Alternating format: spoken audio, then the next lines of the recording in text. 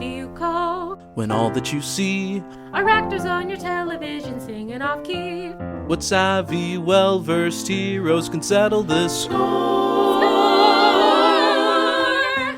once more with TV. Welcome, Pillow Townies and Blanket Burgers, to Once More with TV, a podcast celebrating TV musical episodes from the sublime to the subprime, and definitively ranking them using every theater child's worst nightmare, math. I'm your co-host, Alex Kovnatsky, he, him, and I am a Muppet Christmas Carol enthusiast. Oh my God, who among us is not? Yes. And I'm your co-host, Liza Truschel, she, her, and the greatest holiday episode of all time might be The X-Files Season 6. And I know how that sounds. It's a haunted house episode. It has Lily Tomlin and Bob Newhart as like jaded ghosts who are annoyed at still being ghosts. It's really good. I cannot recommend it highly enough. That's incredible. Yeah. That's incredible. Well, we watched a holiday episode for this one. It is season 3, episode 10 of Community, entitled Regional Holiday Music.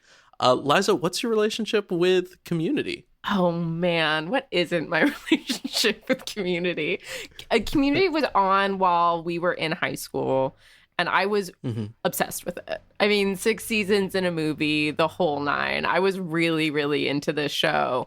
I've rewatched it a few times. Mostly I go back and watch specific episodes that I love very much. The Pillows and Blankets, like Ken Burns episode, We Reference at the Top, is like an all-timer for me. Yeah, I really enjoy Community. What about you? Yeah, I also huge fan of Community. I watched it later. I watched it in college, but I have had the distinct pleasure of having 2 different roommates who had never seen Community before and watching it all the way through with a new person twice. I've rewatched Community a lot of times, actually. It's one of those ones that feels like an easy rewatch to have in the background. Sure. But yeah, huge fan. Yeah. I only want to go off for 1 minute about this. Yes, please. It's that Community is lovely, and I think it's amazing. And I know that Dan Harmon is someone who has spoken really openly about his own struggles with mental health and possibly being on the spectrum. And he based a lot of the character of Abed off of himself. And of course, Abed is presented as on spectrum a lot, et cetera, et cetera. But I do kind of, every time I watch this show, think about what a toxic environment it was to be in, according to most of the actors. And that primarily has to do with Chevy Chase on the show, which is also annoying because he's the least interesting character and like pretty irritating. And they started writing into this script that everyone hates him. So it's like, why is he here? Because he was someone who constantly created an unsafe environment, especially for women and people of color, especially for women of color, like Yvette Nicole Brown, who's doing incredible work here, because he said that women aren't funny and said a lot of really racist stuff about his Black coworkers and colleagues, really. And so I think the only thing that really bothers me about Community is just knowing all that I know of what's happening behind the scenes with that, and the frustration that they wouldn't just let go of Chevy Chase. And that, like, even though Dan Harmon was struggling with his own stuff, he has a duty of care as a showrunner to the people who work for him, not to create. And I know that, like, that for him was resulting in, like, late scripts. And that's part of why the show was, like, having trouble with the network and constantly under threat of being canceled. And, like, he just, that's totally fine. But, like, he does have a duty of care to, the people who work for him. So I think my only problem sometimes with Community is just that Chevy Chase is there and he should have been fired because he was creating a really horrible environment for everyone around him. And it just sucks. Seriously. Anyway, that's it. I'm done. It's one of those things that baffles me because it seemed like he didn't want to be there. It seemed crazy. Like nobody wanted him to be there. Nobody wants him to be there. He's miserable. Like, why have we continued this? It's completely I don't get it at all. It's a great point to bring up, though, and I'm glad you did. Yeah, the only thing that is maybe a silver lining is that the rest of the cast seems really close. And they seem to have gotten along incredibly. It seems like the rest of the cast really enjoys each other genuinely, and that's part of what makes the show so charming to watch, I think. Anyway, this episode, let me hit you with a little IMDb description here. A holiday-themed parody of Glee in which Abed tries to persuade each member of the study group to join the Glee Club so that they can qualify for regionals. That's maybe the best description we've had so far. Yeah, That's it's very exactly accurate. what this episode It's exactly what happens here. Glee was sweeping the nation. Yes. Glee was a scourge on the American consciousness at this time. That's the other question I wanted to ask you, Liza. What's your relationship with Glee? Oh my god. Glee, listen, I drank the Kool-Aid, okay? I was excited about it. I was in my high school Glee club. I was a very impressionable young person at the time. Mhm. I own that. I have to live with that, okay? I live with her every day. But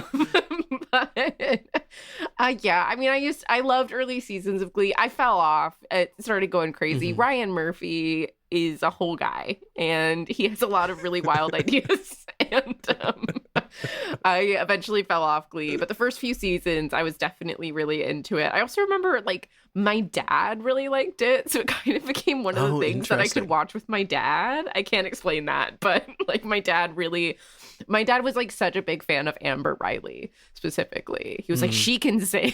He just wanted Amber Riley to be singing the whole show. And quote unquote that gay kid. He really liked Kurt.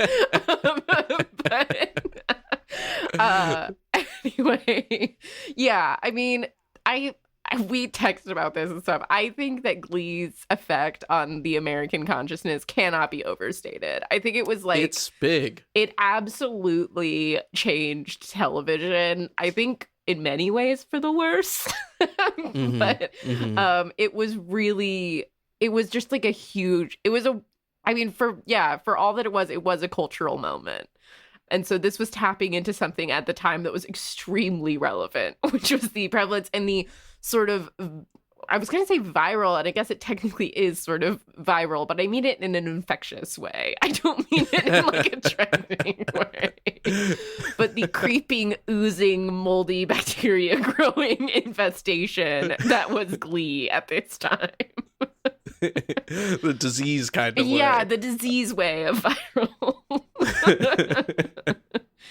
Yeah, it definitely has a very substantial effect on the thing that we do too, right? The like musical episode Glee, I think especially has an effect on like how auto-tuned and polished some of these episodes end up becoming. We've talked about that a little bit before. But it's worth mentioning that Dan Harmon specifically hates Glee and talks about it made a clear. lot.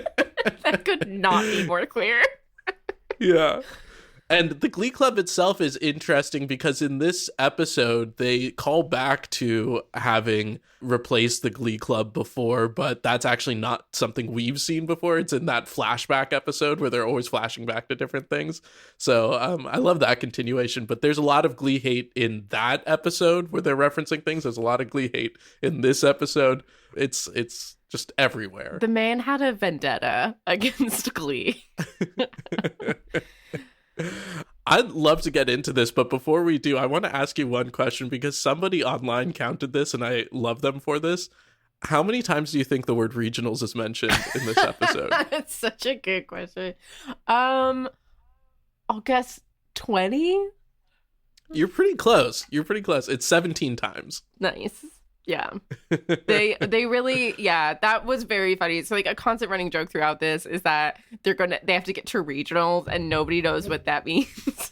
It doesn't mean anything. They just have to get to regionals and they'll get to like semi-regionals and then quarter, like all of these like insane made up. Because of course Glee was always doing that, right? Like they were always, the arc of the season was always building toward the next big semi-local competition that always had some very vague title like regionals.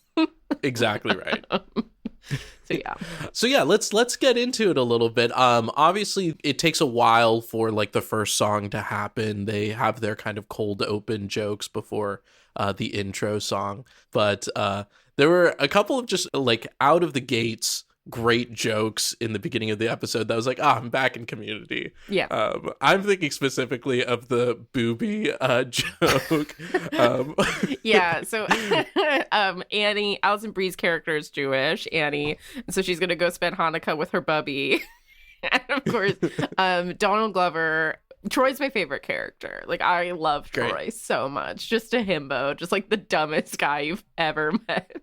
But he answered, won't you be spending the holiday with both your bubbies? Because obviously he thinks he's shooting boobies. And she's like, well, one's dead. And he's like, what?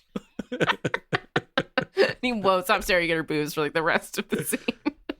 Just a great throwaway joke. Yeah. Love that. A classic. And then the Glee Club enters in doing Fa La La La Rock On. Yeah, I mean, an absolutely heinous and unforgivable set of riffs on holiday songs. Just unlistenable. Have you ever in experience had like an a cappella group on your high school or college campus that was anyway similar to this kind of thing? Are you trying to out me as someone who's been in an a cappella group? Oh, I didn't know this. You bastard.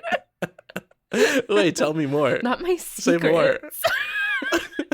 Say more. We were called Treble in Paradise. Oh my God. It was in college. We were not that great. I mean, are any college a cappella groups good? I don't know. Yeah, no, I've been in an a cappella group. It's not something I'm particularly proud of. What was the hardest piece you guys did? What was like the challenging? I don't remember. I can you tell guys you the did? solo that I had. I don't remember all of our pieces. The solo I had was I was the lead on a mashup of Be My Baby by the Ronettes and Baby by Justin Bieber. Whoa. That's that. Thank you. sounds Can right. you tell the matchup came from my brain at age 20? I honestly am so sorry to out you like Yeah, this is like really, I didn't realize I was going to come here to be attacked. Speaking of attack, that Glee Club gets ASCAP thrown on them. Have you actually had any ASCAP experience? Because I feel like that's something that was always kind of floating over heads of community theater. Yeah, no, I haven't had any specifically, but yeah, this is something that does happen. You do need the rights to things, technically. I usually got away with this because I never made any money or charged any money doing anything I was doing. So, but yeah, they get hit with a cease and desist, and they have a collective nervous breakdown. And Yeah. all need to go to the hospital and are incapacitated. It's so good.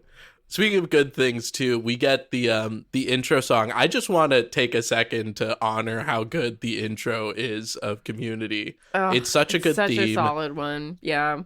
It's such a weirdly foreshadowing theme where, you know, they say, I can't count the reasons I should stay. One by one, they all just fade away. And like a bunch of cast members slowly leave Community and the cast gets shuffled around. And I think about that all the time of like, they surely didn't know that was going to happen in this show, but every time the song comes on, it like means more throughout the show. Yeah, it's interesting. It's a weirdly, for a show that's a comedy, the lyrics of that song have always been oddly sad and sort of like nihilist to me. And yeah, I think I don't know. It's a strangely haunting kind of intro song. I get what you mean. It like kind of is really odd. I mean, I actually really enjoy it. It's super catchy, but it's not comedic. I don't find it funny.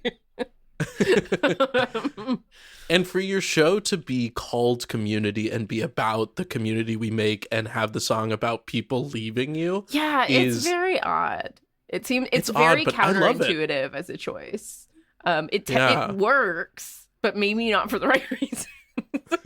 It's maybe like a self-fulfilling prophecy. It's possible they sort of doomed themselves with this. Maybe. Yeah, I think that's a great point. But shortly after that intro, we have a Dean moment. I mean, the Dean is... Troy's my favorite character, but Dean is up there. I fucking love the Dean. Jim Rash. Oscar winner Jim Rash.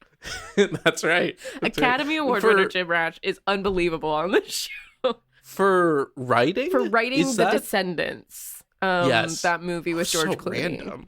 Yeah, I've never even seen that movie. I just remembered that happened like while Community was airing, and like he went up to an accepted award and was like, "Is that the Dean from Community?" It must be a doppelganger. That can't be the Dean. A doppelganger. It has to be. I also, speaking of talented people, I always forget that the Russo brothers are a part of this in any capacity when their names come up. And Arrested Development before they went off to do like the Captain America movies. Wild. So funny. But yeah, we get our first song. We didn't even mention Taran Killam in Oh my this God, episode. Taran Killam. We all remember him as Spalding from Moody's Point, the show. The Dawson's Unfortunately, Creek show his within a greatest show role. of the Amanda Show. Wow, amazing deep cut there. Love that. It's genuinely the first thing I think of when I see Taran Killam. She like lost her toe or something? Isn't that like the their plot? dad lost his toe, Mm. and her mom was stuck in a hot air balloon, Yeah. and she would just go Moody. That was like so funny. Anyway.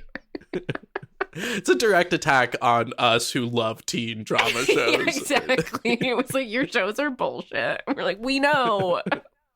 Anyway. But he is here. He plays the He's the Glee Will Schuester. teacher? He's our Glee Yes. teacher. Yeah.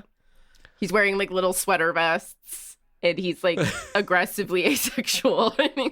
Yes. Yeah. He's the first person to lure Abed into joining the group with the song Glee is literally what it's called. Yeah. How did you feel about this first song? The lyrics were very funny to me. It's because they're nonsense. I mean, Yes. they're very much, again, we really hate Glee. And if you didn't realize that, you'll notice it during this song. But yeah, like Glee turns pain into shoes and shoes into dance. Like it's like nonsense, but it's just sort of like making fun of this, like, we're way too excited about the concept of singing kind of thing. Yes. We're making fun a lot of the way Glee is shot. Like that was a lot of what I appreciated about this episode. It's like the jokes we're making about Glee that aren't necessarily text jokes, but are like, we've got spinning cameras around like a shitty classroom. We've got like even some of the interstitials as more and more people get brought in to the Glee Club. The interstitial sound between scenes will be like little a cappella riffs, Yes. which was how Glee worked, right? Yeah, Glee is like, it's a very cutesy, very show-tuney, like music theater kind of song. I love Danny Pudi on it. I think Danny Pudi's Yes. great. I think it's really interesting and clever that every single member of the study group gets pulled in by the thing that interests them the most. So Glee being a song about the meta text of what Glee is definitely what's going to appeal to Abed, about cameras moving and thinking about it, you know, in the sense of like, oh, we're on a TV show. Totally, because also Abed, of course, struggles with reading people's emotions. Like, again, he's on the spectrum somewhere, so he really struggles to communicate. And he's very excited about a world where we all sing our exact thoughts and feelings. And he doesn't have to Exactly. guess what they are. So he makes that point during this, too. He's like, wait, you mean people would just sing what they mean? Like, he's very excited about being in the concept of a musical because he thinks he could communicate better. It's worth mentioning too that this song, for me at least, is like just borderline too annoying and also simultaneously borderline too bland musically at the same time, which I think is a hard combo to hit and definitely intentional, and they did a great job 100%. of that. Yeah. This is pointed composition. Exactly. And we get a little bit of dancing here right off the bat. So that's a little bit of fun there. A lot of good kind of classic stage choreo. Yeah. That is poking A fun lot of like at raising how of your cheesy it is. arms, you know? Exactly. A lot of that. I'm doing it. This is not a visual medium. And then speaking of those a cappella transitions, I like that they do a tritone transition for him like being a little bit sinister, Taran Killam, so right good. before they cut. So good.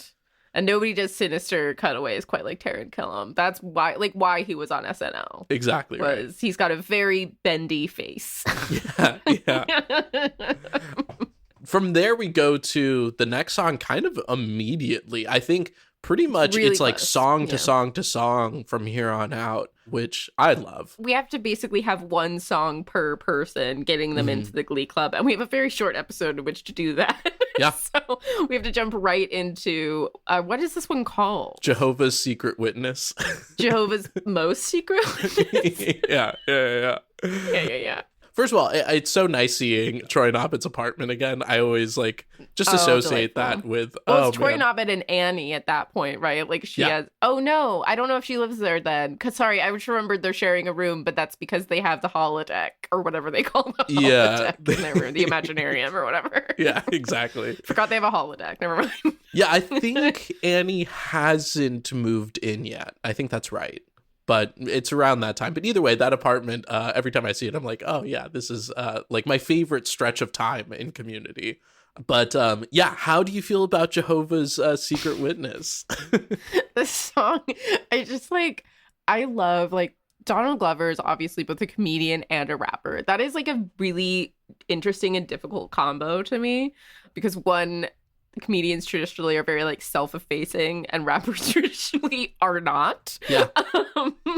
So that's always a very interesting combo. And like one of the things I really love is that he's a really great songwriter. Like I think Donald Glover's a really great songwriter, and I think he proves this a lot when he writes comedy. Because like this is super catchy and fun. He also was a writer for 30 Rock for a long time and wrote one of my favorite non-real comedy songs of all time, which is called Werewolf Bar Mitzvah. Oh, Werewolf Bar Mitzvah, a classic. Spooky, scary. Boys becoming men. Men becoming wolves. It's a classic. So yeah, all-time composer Donald Glover on the mic. I think I saw this somewhere that Tina Fey's favorite line that Donald Glover ever wrote was Tracy Morgan yelling at a pigeon saying, "Pigeon, have some self-respect. Don't you know you can fly?" And I think about that every time I see a pigeon. That's really fucking good. No, like Donald Glover is so funny. He's just a very talented human being. Lest we forget Magic Mike 2 and Magic Mike XXL. He was incredible in it. Of course.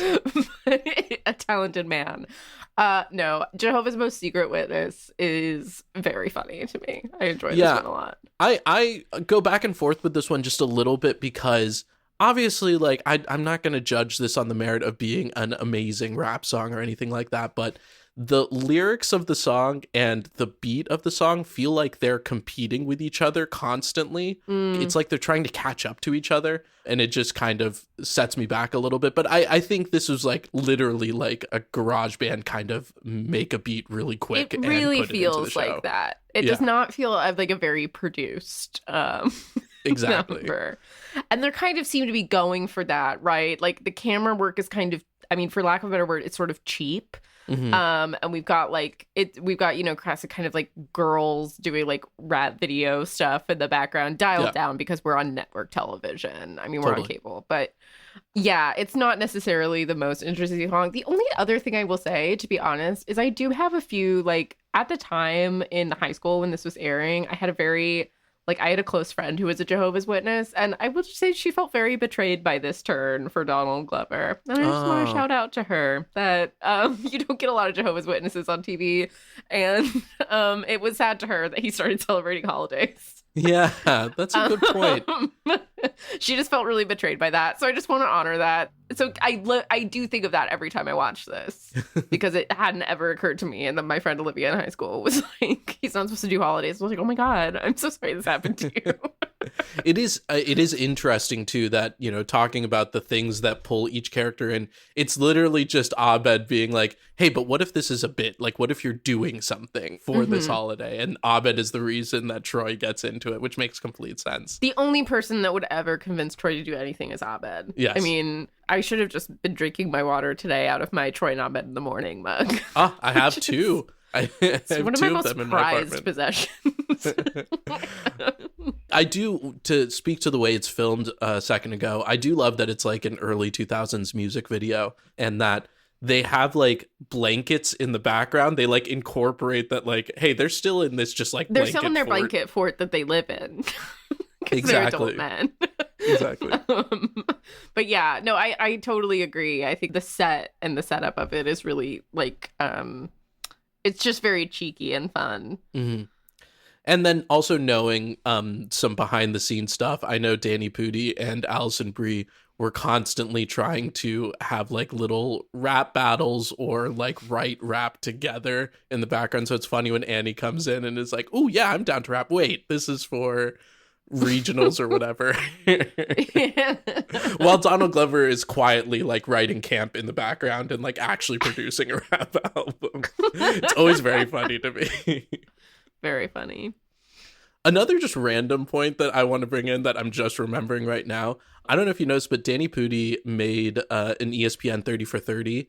I don't remember what it's about. I didn't know that at all. Yeah. It's Wow, I remember watching and being like, this is pretty good. But the music in the background is Donald Glover's music, and I just always thought that was really sweet. That makes sense. Yeah. No, I think, again, like, I think one of the charming things about this show is, with the enormous exception of Chevy Chase, who we have to talk about because it's the next song, everybody seems to genuinely really enjoy each other. Like, there seems to be like a real bond happening throughout the rest of the cast.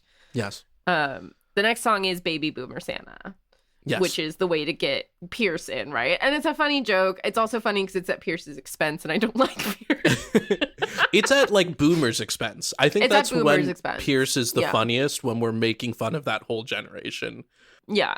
So we're very much appealing to the idea, and we say this like explicitly, we're appealing to the idea that boomers think they're the greatest generation that ever lived, and if you just pander to them enough, they'll exactly get on your right. side. Exactly right. I like the song a lot. I like how they transition through the different styles and genres. I really like the boomer mentality in the lyrics. When the commies gave polio to Doris Day is one of my favorite lyrics. Yeah, exactly, right? Like, it's just, it's sort of doing they're doing a pastiche little bit where like they'll do a different decade every time. So we start sort of in an Elvis-y, like, swinger type thing. We go through like hippies, we go to disco, we go to like the 80s. It's like stuff like that. It's very fun. It gives me almost a We Didn't Start the Fire vibe of just yelling Americana. Yeah. Like, we're just gonna say vaguely American things that when you look at them don't make any sense. But would make a boomer happy because they lived through those things. Yes. You know? And Troy and Abed deliver this so well too, right? They're like fully committing to it. It's very funny. Yeah, like Santa invented Spielberg and microchips. Like, Baby Boomer Santa, thank you for MTV. Like, this is just stuff that is like complete nonsense. That in particular, the Baby Boomer Santa, thank you for MTV. I really like that melody. I feel like they really captured that sound of like 80s pop that was kind of like a super chorus, and like the catchiness of that. I think they do really well with all of the decades. I think they do really well with nailing the song. Yeah, I think this is a very fun song. And it does win Pierce over. He's like, you're welcome for everything in the world. Immediately. He's immediately in. It's also, we should mention too, that anytime someone is brought into the group, they start wearing like sweater vests and talking exactly like Mr. Rad. Oh God, yeah, we didn't even mention that. I think Taran Killam is Mr. Rad. It's like Mr. Radisson or something, but Mr. Rad is what he goes by. And yeah, we're very playing on the idea, I guess, kind of like I said, really, we're very much playing on the idea that this is a communicable disease, like a zombie bite or something like that, where it takes over your brain and it's like a cult that they're winning people over one by one. And the rest of the study group's getting increasingly frightened as time goes on, and they are peeled off one by one into the Glee Club. Exactly. It's a parasite. That's what it is. Yes, exactly. Yeah. I also love the running joke throughout this whole thing that even Mr. Rad knows Britta sucks, having oh my God, yeah, no interaction with her. It's just like, Britta's there. She's fine. There. Yeah. His plan is for Britta to play a tree. Anyway, but yeah. This is like, by the way, I feel like they don't know what to do with Britta for so much of Community until they figure out, oh, she's just kind of a wild card. We don't understand what she's going to do in each episode. And also she's the worst. And I do like that decision that they made. Yeah, they get a little lost on her for a while. She becomes very one-notey because they kind of wrote her as like this proto social justice warrior type, which was like a big conversation point in the early 2010s, but then didn't give her much to do as a character besides be a downer. So yeah, it helps a lot when they just sort of are like, Britta's insane. Like, if she's just allowed to be insane, she's a lot funnier. And they really let Scylla Jacobs like do her thing too. Exactly, because I think she's such a funny Jillian actress. Jacobs. I can never remember. Anyway, she's very funny, and I enjoy her quite a bit. Yeah. I think the women of the show are hysterical. The next song we have is maybe my favorite. This would be your favorite. This surprises It's no one. So funny. It's so Crazy Ex-Girlfriend. It's so dumb. Teach Me How to Understand Christmas. It's just Annie being a sexy baby. It's like very much like overdoing the sexy baby trope to the point where Jeff is like, this has diminishing returns, right? Because she starts doing like babbling like a baby. Like she eventually loses words and go, well, what? It's so disturbing. But it's like there are Christmas songs like this, like right, like Santa Baby, that is like depending why on does the this recording exist? of Santa Baby that you get, it can be quite disturbing. Yeah, I agree. It's like, why is this something that appeals to anyone? I don't understand. Yeah, it. like the very existence of sexy like Mrs. Claus outfits is wild. Yes. Yes. Or just sexy baby anything. Like the whole baby voice thing. Yeah, the baby voice thing is really insane. Yeah, it's very Math of Love triangles kind of shit, which is I think why we both like it. It's like exactly the kind of joke we go for. And Alison Brie does a great job. Like she is really hamming it up. It's really, really gross. And it's that is to her credit. It's the escalation for me, right? Like they start out one way and then it ends with boopy doopy doopy doop sex, right? Like they're just like, we're not even going to try anymore towards the end of it. Exactly. And she carries that so well. Yes.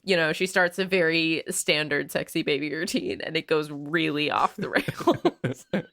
And I think it is actually maybe one of my favorite things about Dan Harmon's writing is when he starts to go so into whatever thing he's built that it stops making sense and he just gives up.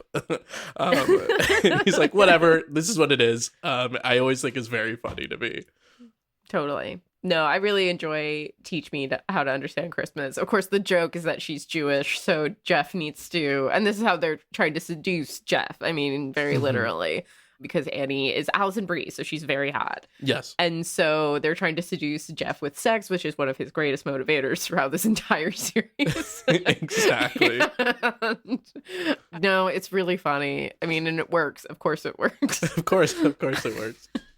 From there, we get Shirley being pulled in with Happy Birthday Jesus with the children's choir. I also think this song is really funny. Clearly, also, one of the things Dan Harmon hates is organized religion. Yes, he really does. He really, like, Shirley has, like, it's like a very Christian woman, but, like, he definitely does make fun of, like, the conservative right being like, they won't even let you hear the name Jesus in school.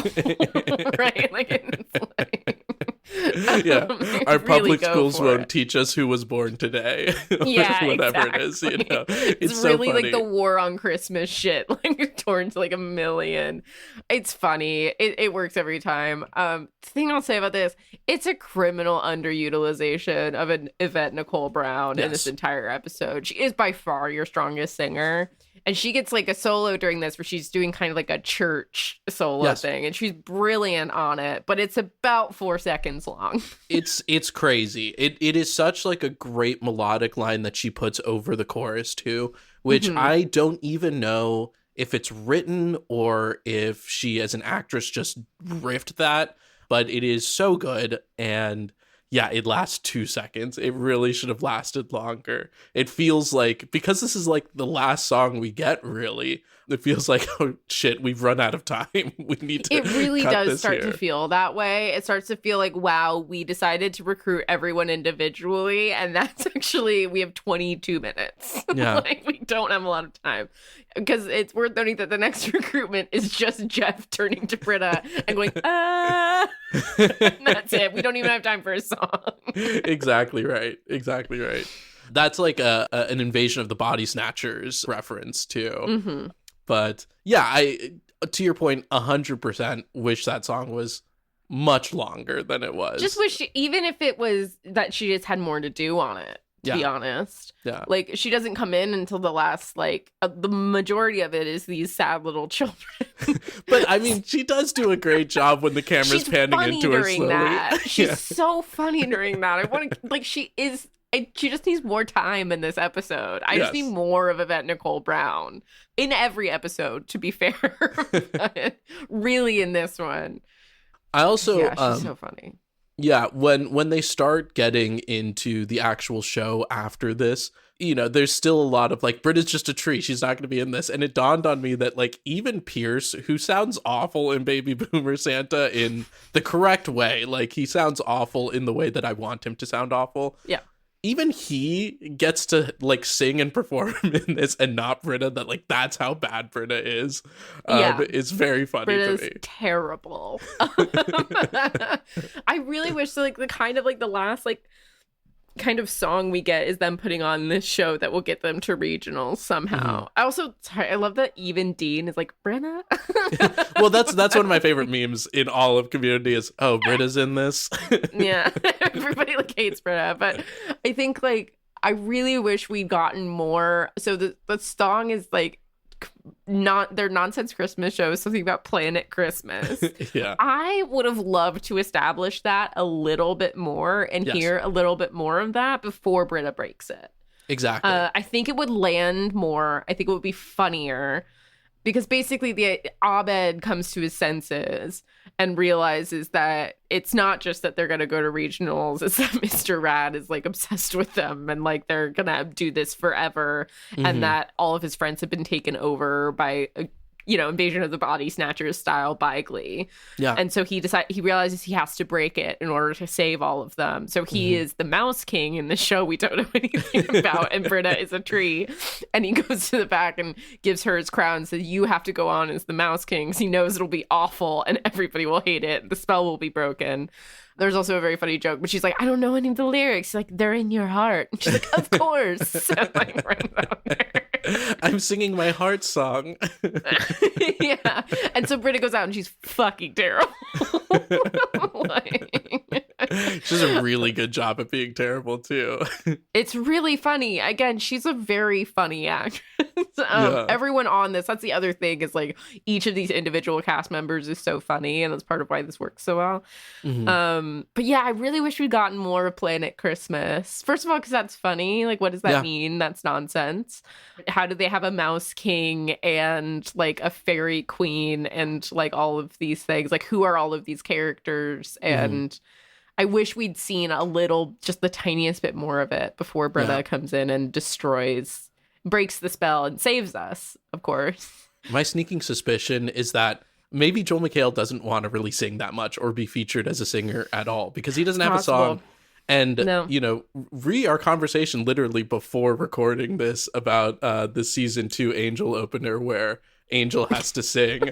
I just think Mandy.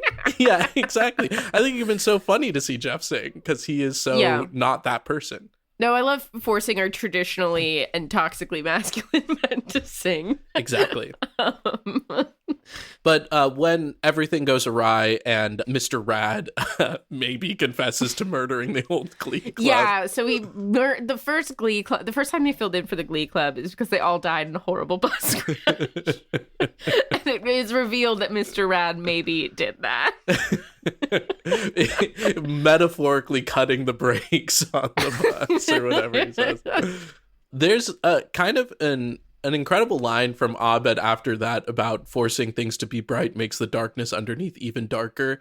And it calls back to the first Christmas episode where Abed is like, really sad during the holidays because he doesn't have his family connection that he used to have. And I think that's actually a really kind of sweet, powerful thing that this show tries to talk about and connect back to this episode in a way, because Abed is kind of crushed after this. And you can see he brought everybody into the Glee Club, or he started that because he wants to have some kind of connection over the holidays and not feel alone. So it really is sweet when everybody comes in at the end and watches that dumb Christmas special of Inspector Spacetime with him. Inspector Spacetime, which is their Doctor Who rip that is extremely blatant and very stupid. And they all come in and do they come caroling? Yeah, they come caroling. Yeah. But no, it is actually a very sweet ending to it. I mean, again, the name of the show is Community, and that is especially Abed's guiding principle, is he wants to build a community. He wants to build a family. Mhm. And so, yeah, for them all to join on those like terrible, terrible lazy boy armchairs and watch Inspector Spacetime is very sweet. Yeah.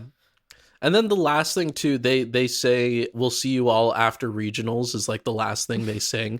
And this is the mid-season finale, and I think they also thought they might have been canceled. So that's like a kind of fun tongue-in-cheek, like, we'll see you when we see you, hopefully, which is the kind of enduring thing of this show too. Yeah, it was always on threat of being canceled, pretty much constantly. And again, Dan Harmon had a very difficult relationship with the network. Very toxic. Nobody seemed to like each other at all. Yeah. From everything that's been reported, it was an absolute shit show back there. And they were, constantly, there was a constant fear that it was being canceled, which is part of why the 6 seasons in a movie thing really became a thing, was fans were constantly fighting to have this show renewed. It was one of those, you actually like, you had to like go online and vote. It was like a very annoying thing. You had to constantly be like, no, please don't cancel the show. I know you hate the showrunner. I know you hate him. We want more of the show.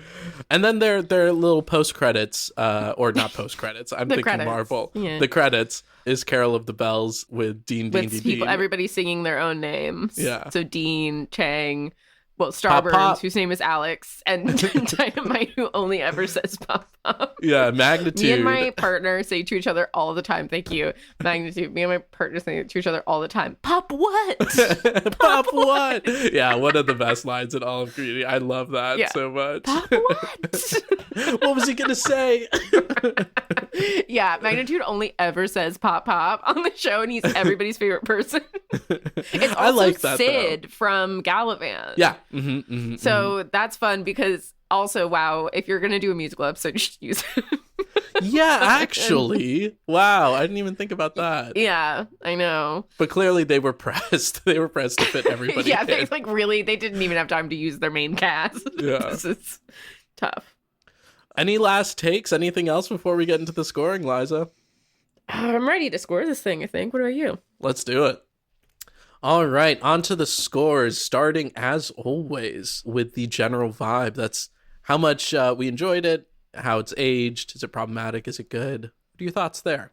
This is a pretty fun episode. It's really lighthearted. It's got that warm fuzzy right at the end, which I think is like is really doing well for this general vibe because it leaves you on such a positive. And yeah, like Community is mostly a comfort show for all of the problems I have with some of the background stuff. It is really funny and smart, and it's bright colors. It's back when people like shot TV in color and not my like God. sad grayscale. Yeah, don't get me started. I know. Sorry, that's like a different podcast where we talk about color grading. It's so frustrating. Yes, I think the vibes are incredibly high. It's not my favorite Community episode, but it's high up there. Like it's probably top 20. Sure. And yeah, I think for me it's probably like a 9, an 8, 9. I could even be argued for a 10. I think it's pretty high up there for me. I think a 9 feels right. Yeah. Okay, moving on from there, we have the music. All original music, which is great, and also a direct attack on Glee, which didn't have original music, I think. Yeah, famously. That was not the point of Glee, to be fair. It's worth mentioning, too, that the music is done by Ludwig Göransson, who is a legend. He did like the Black Panther. I know that name. Jeez. Yeah, he did the music for Community. He also he wrote Redbone, the Childish Gambino song, and it made me go, oh, is that where they met? Was on Community? That's crazy what to me. A wild way to have connected. Yeah. He is maybe one of my favorite composers of all time, honestly. But yeah, I had no idea Great hair, that he had also. Don't know if you've looked at a photo of him. It's beautiful. Incredible hair. I actually don't know how much of his involvement is in writing this music, but they attributed the music to him. Interesting. So that's interesting. Because, yeah, he's like huge. I mean, like he's one of I know like Christopher Nolan uses him all the time, and yeah, and Ryan Coogler uses him all the time. They went to college together, So every Ryan Coogler movie has him on it, and the soundtracks are always good, from Fruitvale Station to Black Panther. They're all great. That's so interesting. I do wonder if he wrote this music specifically. That would be fascinating for him. Yeah, I was trying to do research on it, and it was kind of hard to find, but that's all the information I got. So I'm attributing it all to him, which means it's ranking very high. We don't know for any me. better. So yeah, music is high for me. I think it's probably a 9 for me too. Just because the Shirley song I wish could have been longer, right? Like it's clearly a push for time, but they did a lot with very little time, and I don't really have a lot of notes about disliking any music, really.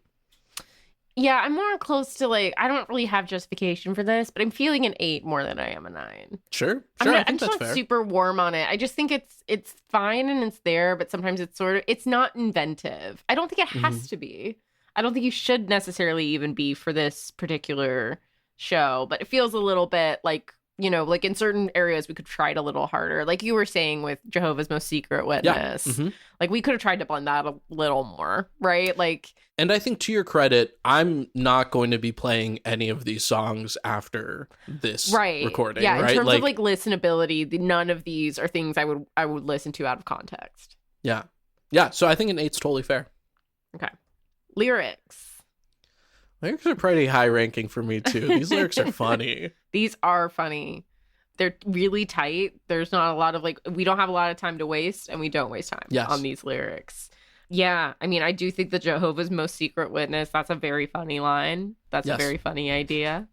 And all of the lyrics inside there are really cool. There's some blueprint to blues prints of Blues Clues that really tickles me. And the whole, Shirley song with the children talking about how public schools won't let them pray. It's not complex, but it's very funny and exactly delivering the message that they need to be delivering. Right. And of course, Annie's song is hilarious to me. Yeah, I think lyrics is pretty high. Yeah. I have no notes for lyrics. It could be a 10 for me for sure. I'll say 9. I think there are, I think it's really close. I don't think they're quite at I think the only time we've ever given a 10 to lyrics was Once More with Feeling. And I just don't think they're at that level. Fair enough. I think that's right. All right. Dancing. There's very little of it. There's very little. Yeah. There's extremely little. They have a lot of staging, a lot of moving around kind of stuff in songs. The Troy and Abed Baby Boomer Santa is a lot of, just kind of small choreo. The Glee song is small choreo, and Annie's song is kind of just moving around and being a weirdo. So I don't think there's really a lot of technical dancing. It's more staging, it feels to me. For me, probably a 5 or 6. I don't think it's bad because all of it is serving the purpose of what the song is for, but it's not really of note. Yeah, I'm leaning more toward 4 or 5, just because I think again the missed opportunity for me is there. That's what's happening is Sure. Again, Planet Christmas, that's your show. How have we not escalated for the show if we're dancing in our other things? That was just we're just sort of standing in a V. But that's the goof for me too, right? Is that these kinds of performances often don't really have any kind of dancing. It's just standing in formation. But yes, let's keep it neutral. Let's give it a 5. Let's just say I think that it's works. Perfectly in the middle. I think that's kind of where we're landing. Okay. All right, performance. This is interesting. This is vocal and acting performance, and how difficult are the actual lines to sing. Not very difficult. No, none of this. Music is really mostly pretty simple. I mean, Yvette Nicole Brown does her own thing on top of it, but it's very short. The music, it's about, again, we're mad at how short it is. Yeah. The only technically impressive thing is the rapping. Beyond that, there's not really anything. There's not even any kind of harmonies, really. So Yeah, I think performance is fine. Nobody does a bad job except for Britta, who does an amazing bad job. Yeah, she's doing that on purpose. And same thing with Pierce, too, right? Does kind of a bad job in exactly the way you would want him to do a bad job. Yeah, he's just sort of shouting. It's a very Pierce Brosnan in Mamma Mia job. Wow. Yeah. Well, except I will say without the joie de vivre that Pierce Brosnan brings, which is crucial. But performance is pretty mid for me. It's hard because I don't want to accuse anybody of performing badly. It's just they performed their parts very well, but they didn't have a lot to do with those parts. I think the acting through the singing is quite good.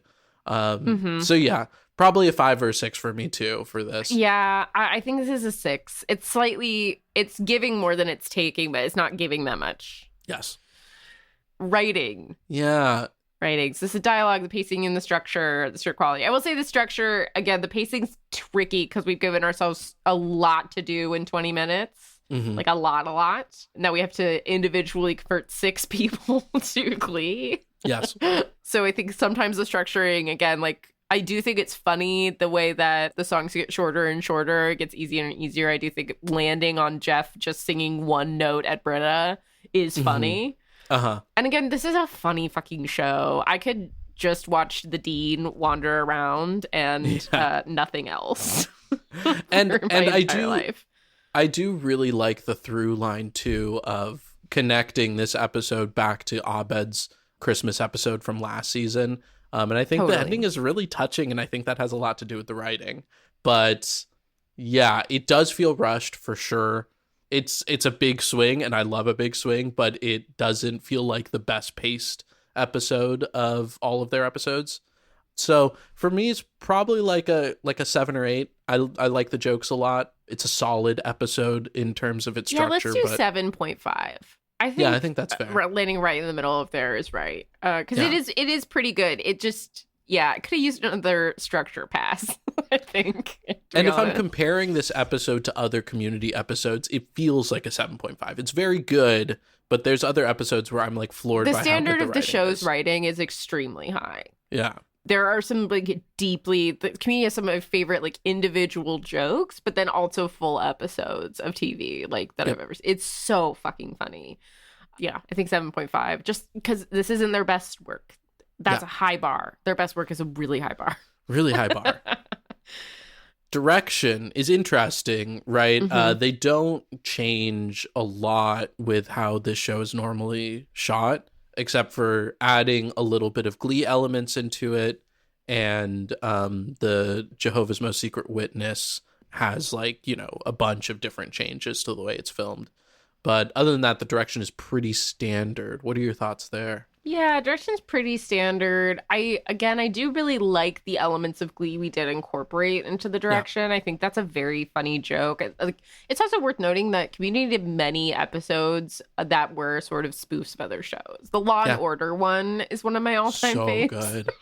So good. But that one, they really adjusted the way they shot the show. Yeah. Really heavily. And same with the Pillows and Blankets one, iconic, but they're doing a Ken Burns documentary. So that's a very different way to shoot the show also. Or any of the paintball episodes that are shot like action. Episodes. Like we also said, the Russo brothers are people who are constantly directing episodes of this. So there are episodes that take bigger directorial swings and are extremely successful. Exactly. I think the elements of Glee we brought in were really funny. Like the spinning cameras, the sort of those acapella bumps, really... I did giggle. I did get a good laugh out of that every time it happened. Glee wasn't shot in a particularly interesting way. It did do a lot of I will say I wish we kind of had a more Glee tended to move the camera a lot and kind of zoom in on people. I wish we'd had more of those hard interesting zooms. Yeah because Glee would have them all sitting in the room on the kind of bleachers and zoom between them a little bit. There would be a dynamism to the way it was shot, which is a very Ryan Murphy thing. But I think the direction choices that are there are good. I wish there were a couple more stronger ones, but there's nothing. And again, I do really like the early 2000s rap video that we jumped into. It was very funny and shot exactly correctly, right? These are people who, when they are going for something, they do it correctly. They really do it, yeah. So, I just wish a couple more decisions had been made, but nothing takes away. So it's definitely like a positive score. Yeah, like maybe like a 7 for this too. Sure. Yeah. Commitment. How much do they commit to a musical episode? I think they commit pretty hard. I think this is, an interesting one because we've seen obviously so many different kinds of musical episodes thus far. This one kind of almost fits into slightly a show that they're working for within a show, but all of the singing is also happening for different motivations. So it's kind of almost its own lane a little bit. But I think it's absolutely a musical episode. I think they commit pretty hard to this. Yeah, it's interesting to commit to being a musical episode as hard as they do while actively hating musical television as much as they do. That's like a very weird needle to thread. It's a very spiteful commitment, but it is committed. Totally. And I think even it is more committed to the idea of a musical TV episode than it is to anything musical theater, which I think is kind of interesting too. Right? No, like it's very much about Glee, not about musicals. It's very much about Glee. Yeah, that's exactly it. It's a Glee episode. It's a Glee episode. It's a so Glee I guess, episode. Yeah, it commits very hard to a Glee episode, which I think for me is the same thing, or not the same thing, but a similar level of commitment to committing to a musical episode. Yeah, I mean, for me, this is probably pretty high. I don't have any notes against it, really. Like, I'm thinking probably like an 8 or a 9 for me. Yeah, I think an 8. Let's go with 8. No, let's go for 8.5. Okay. I love a half point. Yeah, we already have a half point, so this will and so it'll even out. Yeah. Okay. Yeah. No, it is very committed. But the stakes, what are the stakes? It's interesting. I mean, the stakes do end up becoming higher for Abed at the end, right? Specifically, the stakes aren't high for really anyone else except for they really want to get to regionals at different points. The joke is that the stakes are non-existent for a lot of it, right? Is that like the joke is that the stakes are regionals and nobody knows what that means. And it's funny too towards the end of it when Mr. Rad is being like, oh yeah, after we do this we get to go to states and then we get to go to semis and then we go to, and Abed's like, ooh, I really thought this was just this. Yeah. So it's kind of shitting on those stakes too, which I think is funny. But I think the stakes are not as high as they could be for Community, but the stakes in Community often aren't that high. We run into this problem every time with like sitcoms that are pretty fundamentally based on the idea of a return to zero. Community is one of the ones, again, like you said, like characters leave and change, and there are like distinctive arcs, but there are many episodes that are isolated arcs that have no effect on the larger show. Yes, and I think this is one of the few episodes that does have a through line, right, between, kind of Abed's growth as his own person. So there's something there. It's not a lot there. I think probably like a 6 or a 7 for me. But yeah, I'm curious what you think there. I'm feeling like a 6. I think, again, because we like it's almost because we keep making a joke of what the stakes are. They can't be that high. They are high for Abed, but he's one of 6 people, and for the rest of them it seems to be sort of a moot point. Yeah, that's a great point. So, yeah, 6. All right. And then our personal ranking. Always the hardest one. Yeah. Do you have anything you want to say before you jump into it, before we say it at the same time? Oh, man. I was trying to think. I don't know if I have a number. Yeah, I was thinking that too. I'm trying to figure out what my number is for this. Yeah. It's kind of like, it's sitting pretty in the middle for me. I'm going to be honest. Yeah. Okay. I've got my number. Okay. I've got mine too. Okay. Right. 3, 2, 1. 7.5. Oh, 7.25. No. Delightful. A new decimal. So that brings Community's regional holiday music to 73.25. We have not come to a round number yet this season. We'll see if it happens. But we're also on episode 20, which is wild. It's crazy. I feel like we have to do a big old recap. Do you want to start us off? Absolutely.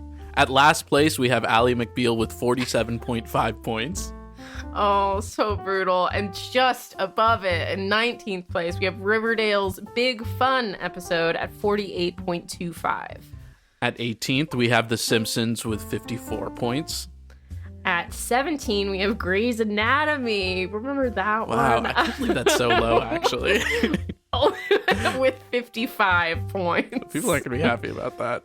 At 16th place, we have My Little Pony, Friendship is Magic at 61 points. And just above it, in 15th place, we have Supernatural with 61.75 points. In 14th place, we have The Office with 62. And in 13th place, we have the other Riverdale episode, A Night to Remember, with 64 points. And then at 12th place, we have Work Hard or Die Trying Girl from Bob's Burgers at 66 points. And 11th place, Community, Regional Holiday Music, 73.25 points. And then our top 10, still staying at the 10 slot, we have Futurama at 75 points. In the 9 slot, we now have Dexter's Laboratory at 76.25. At number 8, we have The Flash at 77.5. And at number 7, Scrubs with 79.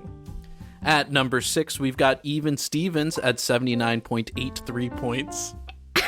Unreal, because only 0.17 points away, we have The Nightman Cometh, It's Always Sunny in Philadelphia, taking the 5 slot with 80 points. And then at number 4, we've got Subspace Rhapsody, Star Trek Strange New Worlds at 83.5 points. Wow. And there's a little bit of a gap here. We jump up to 89.5 points with Xena Warrior Princess's The Bittersweet in place 3. An iconic episode. Iconic episode. And at number 2, I feel like still shocking me to this day, Steven Universe's Mr. Greg at 95.5 points. We almost had to rename this show. That is never not going to be shocking to me.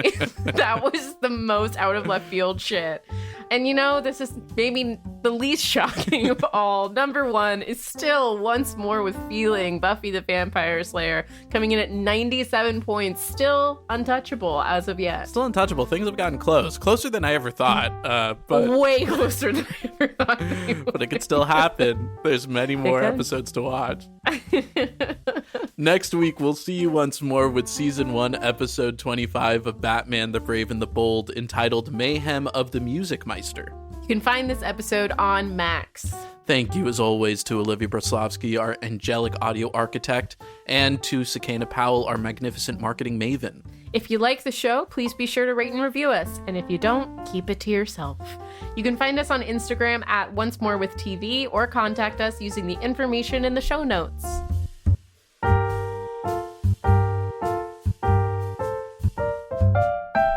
And scene.